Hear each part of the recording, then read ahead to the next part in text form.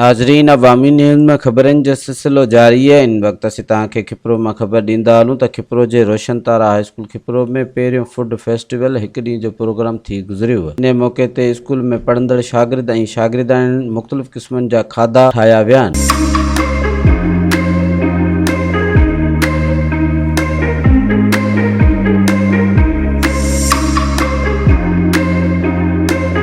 जंहिंमें बिरयानी पापड़ समेत खाधनि जी शयुनि जा स्टॉल आयल महिमान जे लाइ सजाया विया आहिनि। जॾहिं त कुझु शागिर्द ऐं शागिर्दाणियुनि गेम्स, कोल्ड ड्रिंक, गोलगप्पनि ऐं ॿियनि खाधे पीते जी शयुनि जा स्टॉल लॻाया आहिनि।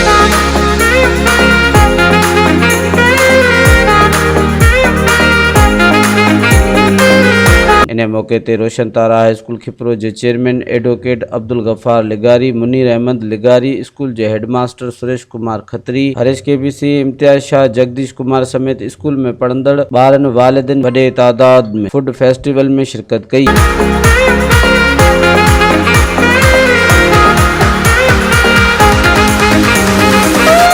असां रोशन तारा स्कूल खिपरो में पहिरियों चक्कर जेको आहे असां फूड फेस्टिवल प्रोग्राम लाइ अरेंजमेंट कयो आहे। साईं सुरेश कुमार ऐं पूरी उनजी टीम असांजे उस्तादनि ज़बरदस्त प्रोग्राम है। ॿारनि जेका मुख़्तलिफ़ स्टाइल लगाए, तमाम बेहतरीन स्टाइल लगाए हैं। बहुत खुशी हुई और बच्चों ने बहुत मेहनत की है। यहाँ पे मैं देख रहा हूँ, मैं भी इस स्कूल में 10 साल मैंने पढ़ा है, मगर आज तक मैंने ये एक्टिविटी नहीं देखी थी। बिरयानी वरती है ऐं जेको आहे सो सुठो लगे तो ॿारनि में जेको आहे सो नवण अचे ऐं असां ॿारनि खे मौक़ो ॾिनो जंहिंसां ॿार जेको आहे सो माना हिकिड़ो उन एक्स्ट्रा एक्टिविटी थिए, एजुकेशनल स्टडी जेका सवाइ जेका सो एक्टिविटी थियनि, जीअं ॿार उन्हनि में पार्टिसिपेट थियनि, जीअं ॿार मुसलसिल जेको एजुकेशन में वाबस्ता हूंदा आहिनि ॿार। ऐं असां चाहींदा आहियूं त ॿार जेके आहिनि ॿियूं जेके एक्टिविटीज़ आहिनि उन्हनि में ॿार जेको आहे सो हिसो वठनि ऐं उन्हनि में ॿार जेको आहे सो पंहिंजो जेको पाण खे मञाइनि। सर, मूं इन फंक्शन में हिसो वरितो आहे, मूंखे जाम मज़ो पियो अचे ऐं मूं चिकन बिरयानी ठाही आहे। असांजी टीम आहे हिकिड़ी, असांजी टीम में कबाब आहिनि, कस्टर्ड आहे, चिप्स हुई ऐं ॿियो इहे आहिनि बिरयानी आहे चिकन वारी ऐं प्राइज़ वग़ैरह आहिनि। मेन्यू कार्ड भी ठाहियो आहे, इनमें सब लिखल है। असांखे जाम मज़ो पियो अचे। मैंने रोल बनाया है, मज़ा आ रहा है बहुत। हाँ, होना चाहिए।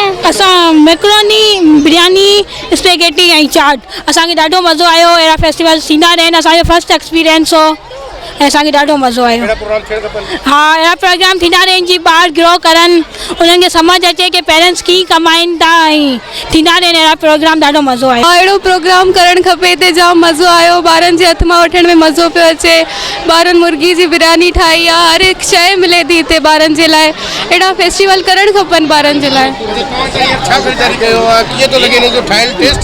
हिननि जो टेस्ट, ॿारनि जे हथ जो टेस्ट त जाम ई भलो, असांखे जाम मज़ो पियो अचे हिते। असां हितां बिरयानी वरिती आहे, उदन ॿारनि खां मैक्रोनी वरिती आहे, बोतल वरिती आहे, पाणी जी बोतलूं वरितियूं आहिनि, चिप्सूं वरितियूं आहिनि, आइस्क्रीमूं वरितियूं आहिनि, हर शइ वरिती आहे। असां हिते अची करे तमामु असांखे ॾाढी ख़ुशी थी। दुआ आहे त अहिड़ा प्रोग्राम हमेशह हिते थींदा रहनि, जीअं ॿारनि में मतिलबु अवेयरनेस ईंदी। तमामु सुठो लॻो हिते अची करे, तमामु ख़ुशी थी। असां जाम कुझु ख़रीद कयो आहे एंड चिकन बिरयानी वरिती, मैक्रोनी, कोल्ड ड्रिंक। असल में ही जेके प्रोग्राम आहिनि इहे ॿारनि जी तालीम जो हिसो आहिनि। असां वटि सिर्फ़ु किताबी तालीम जेका आहे न उहा सॼी तालीम न आहे, ही अमली ज़िंदगी में ॿार क़दम रखनि था, इहे उनजो हिसो आहिनि। इहे लाज़मी मिलणु घुरिजनि इहे मौक़ा ॿारनि खे, ऐं ॿारनि जा वालिदैन हिन सां ॾाढा ख़ुशि थींदा त ॿार जेके आहिनि पंहिंजी अमली ज़िंदगी में क़दम रखण लाइ ॿारनि जो हौसलो वधंदो। ऐं हिन सां ॿियो फ़ाइदो इहो आहे त असांजा जेके इलाइक़ा आहिनि या असांजे जेके शहर आहिनि उनमें तफ़रीह जा के बि मौक़ा कोन्हे, पार्क वग़ैरह कोन्हे, ॿार या फैमिली किथे तफ़रीह करे, त हीअ उन्हनि खे तफ़रीह जो मौक़ो फ़राहम कनि था। ऐं रोशन तारा स्कूल जी इंतज़ामिया खे मुबारकबाद पेश करियां थो जंहिं हिकिड़ो ख़ूबसूरत प्रोग्राम ठाहियो आहे, मुनक़िद कयो आहे। बेहतरीन एक्टिविटी है, हेल्दी एक्टिविटी है। इनमें ॿार नुक़सान ऐं फ़ाइदो ॿई सिखे थो, बिज़नेस करण जो तरीक़ो सिखे थो, कुछ शयूं विकिणंदो, सुभाणे उनखे ख़बर पवंदी त मूं केतिरो कमायो ऐं केतिरो विञायो। मुंहिंजो ख़्यालु आहे हेल्दी एक्टिविटी आहे, ॿार जो दिमाग़ खुले थो। इन हिसाब सां ये एक्स्ट्रा करिकुलर ऐं एक्स्ट्रा एकेडमिक एक्टिविटीज़ स्कूलनि में सराहनि थियूं ऐं मुंहिंजो ख़्यालु आहे त अहिड़े क़िस्म जूं एक्टिविटियूं हर स्कूल करे त ॿारनि जी नशोनुमा ऐं मेंटल हेल्थ ते तमामु सुठो असरु पवंदो। पुछो त असांजे खिपरो शहर में जेके प्राइवेट स्कूल आहिनि उनमें अॼु रोशन तारा स्कूल तरफ़ां फूड फेस्टिवल जेको मेलो लॻायो वियो आहे, सच पुछो त हिकिड़े सेहतमंद मुआशिरे जी, हिकिड़ो सेहतमंद मुआशिरे जी सेहतमंद माहौल ठहियो आहे। ऐं मूं ॾिठो आहे त स्कूल जा जेके ॿार आहिनि उन्हनि मुख़्तलिफ़ स्टॉल जेके सजाया आहिनि, उनमें मुख़्तलिफ़ क़िस्म जूं खाधे जूं शयूं जेके आहिनि ॿारनि पंहिंजी महिनत पाण तहत उहे ठाहिया आहिनि, नंढा नंढा स्टॉल लॻाया आहिनि। उन ते एॾियूं त लज़ीज़ टेस्ट ऐं ख़ूबसूरत शयूं जेके आंदियूं अथनि ऐं असांजा शहर खिपरो जा जेके पेरेंट्स जेके आहिनि या शहरवासी जेके आहिनि उहे हिन मेले मां इंजॉयमेंट करे रहिया आहिनि। ऐं उन खां अलावा पेरेंट्स खां सवाइ शहर जा आम माण्हू, शागिर्द, वॉलंटियर ऐं शागिर्द जेके उनजा दोस्त जेके उहे मेलो घुमण आया आहिनि। ऐं ख़ुदि मेलो अॼु घुमण आयो आहियां। रोशन तारा स्कूल में अहिड़े क़िस्म जूं मुस्बत सरगर्मियूं हमेशह वक़्तनि ब वक़्तनि थींदियूं रहियूं आहिनि। ऐं जस ॾियां थो हितां जे हेडमास्टर मिस्टर सुरेश कुमार खे ऐं पूरे स्टाफ साहब खे, सैयद गफ़ार लिगारी साहब जेको स्कूल जा चीफ पेस्ट्रन आहिनि, सरपरस्त अला आहिनि, जिन पंहिंजे बासलाहियतनि, महिनतनि, कोशिशनि, जफ़ाकशनि सां रोशन तारा स्कूल में अहिड़े क़िस्म जूं मुख़्तलिफ़ सरगर्मियूं पेरेंट्स डे जे हवाले सां या मुख़्तलिफ़ ॿियूं सरगर्मियूं कंदा रहिया आहिनि। तुंहिंजा थोरा न लाइ सघियो पर ॻाईंदो ज़रूरु। वफ़ा ग़रीब सही पर बेज़मीन न आहे। सिगा जे ज़ेर तमामु हलंदड़ रोशन तारा स्कूल खिपरो जेको 1983 खां तसलसल सां हले पियो।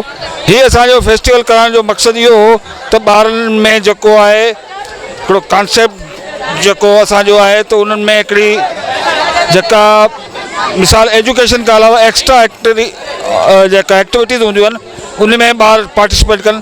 तव्हां ॾिसो ही नंढड़े शहर में असां इहो मेलो मचायो आहे। पहिरीं आउं रोशन तारा स्कूल वारनि जो थोराइतो आहियां जीअं अहिड़ो इवेंट मुनक़द करे ॿारनि खे तफ़री मुहैया कई आहे। आउं पाण हिते 2003 खां 2009 ताईं पढ़ाईंदो हुअसि। अॻे बि अहिड़ियूं फैसिलिटियूं अहिड़ियूं एक्टिविटियूं थींदियूं हुयूं पर अॼु जेको एक्टिविटी थी आहे उहा तमामु बहितरीनु आहे। उन मां ॿार इंजॉय थी रहिया आहिनि। उन सां गॾोगॾु जेके वालदेन आया आहिनि उहे पिणु इन सां मेले मां मज़ो वठनि पिया। जेको सो रोशन तारा स्कूल खिपरो में फूड फेस्टिवल जे हवाले सां तमामु बहितरीनु थी रहियो आहे।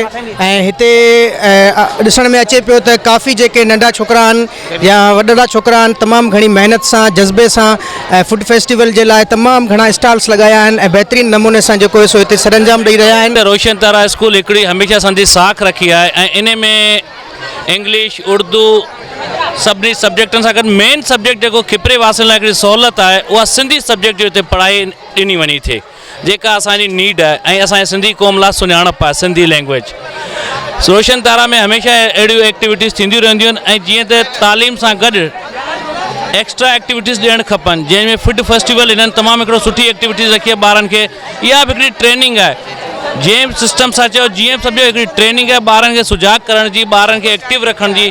तालीम त मस्त आहे हिते खिपरे में अहिड़ी का एक्टिविटीज़ न आहे जो इंसान ॿारनि खे किथे वठी वञी घुमाए करे पर इन सां गॾु ही जेका फूड एक्टिविटीज़ रखी वई आहे इहा तमामु सुठी आहे। ॿारनि खे एंटरटेनमेंट थिए थी ऐं उन प्रोग्राम थियो रोशन तारा स्कूल में पहिरियों चकर फूड फेस्टिवल लॻो। असां तमामु घणो ख़ुशी फील करे रहिया आहियूं ऐं असांखे अॼु पहिरियों चकर इहो महसूसु थियो आहे त असांजा वालिदीन असांखे केॾी महिनत सां कमाए पढ़ाइनि था।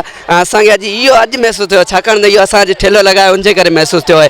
हिनमें असांखे प्रॉफिट बि थिए थो, लॉस बि थिए थो। इन करे असांखे तमामु माशाल्लाह सुठो फील थियो। अलहमदुलिल्लाह कस्टर्ड ठाहियो आहे ऐं असां हिन स्कूल जे इंतज़ामिया असां सुरेश खत्री जेको हेडमास्टर आहे जंहिं हिन स्कूल में फेस्टिवल करायो। इहो फेस्टिवल मूं पंहिंजी ज़िंदगी में अहिड़ो फेस्टिवल कॾहिं न ॾिठो।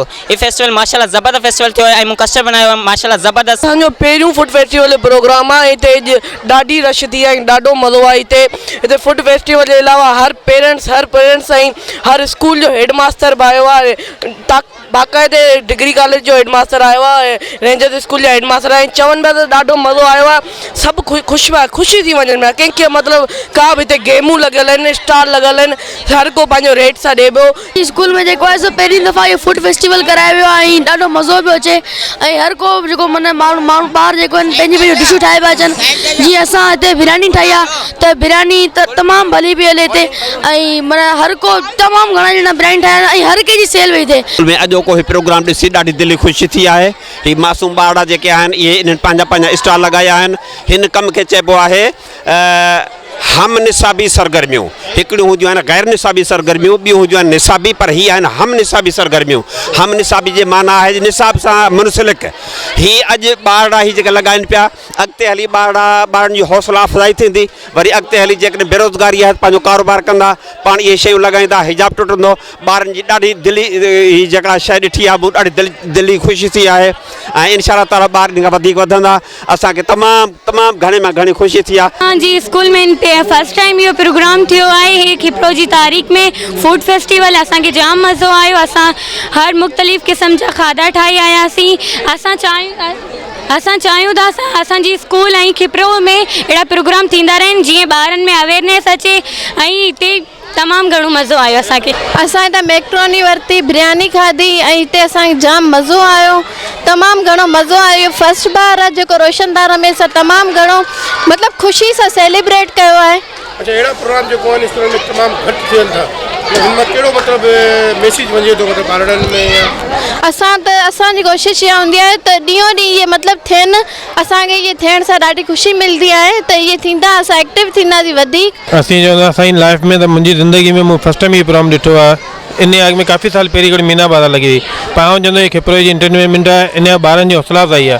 बिल्कुलु इहे शयूं थियणु खपनि। हींअर असांजा ॿार ॾाढी इंजॉय करे रहिया आहिनि, बाक़ाइदा सुठी इंजॉय करे रहिया आहिनि, बहितरीनु इंजॉय करे रहिया आहिनि। ऐं फूड फेस्टिवल ॿारनि में हिननि जी बि हिकिड़ी हौसला अफ़ज़ाई आहे, चाहे स्टूडेंट हुजनि चाहे शहर हुजनि, आउं चवंदो इहे शहर में थियणु खपनि।